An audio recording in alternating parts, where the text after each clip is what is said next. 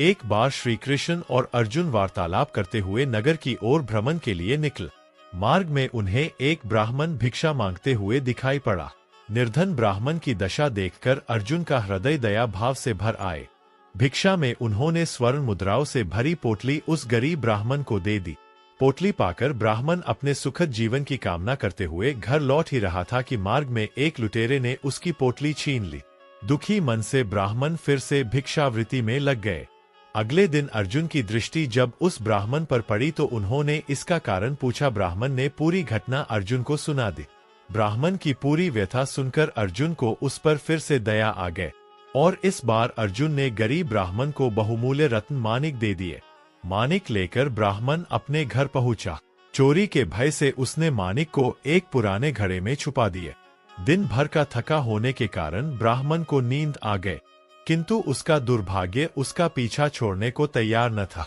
इसी बीच ब्राह्मण की पत्नी नदी से पानी लेने के लिए जाती है, लेकिन रास्ते में ही घड़ा हाथ से गिरकर टूट जाता है। उसने सोचा घर में जो पुराना घड़ा रखा है उसे ही ले आती।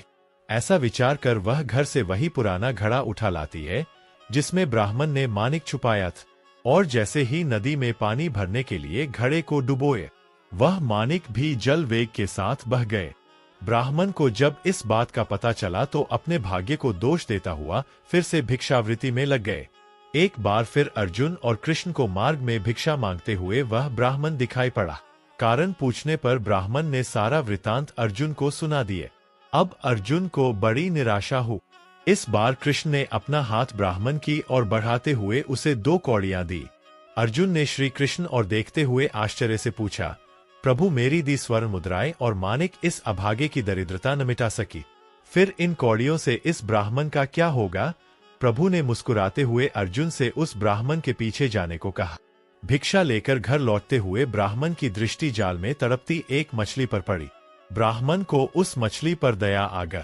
इन कौड़ियों से मेरा क्या होगा, यह विचार करते हुए जाल में फंसी मछली का सौदा मछुआरे से कर लिया और कमंडल में मछली डाल नदी में छोड़ने चल पड़ा। तभी मछली के मुंह से वही माणिक निकला जो उसने घड़े में छुपाया था। माणिक देख ब्राह्मण तुशी से चिल्लाने लगा, मिल गया, मिल गए।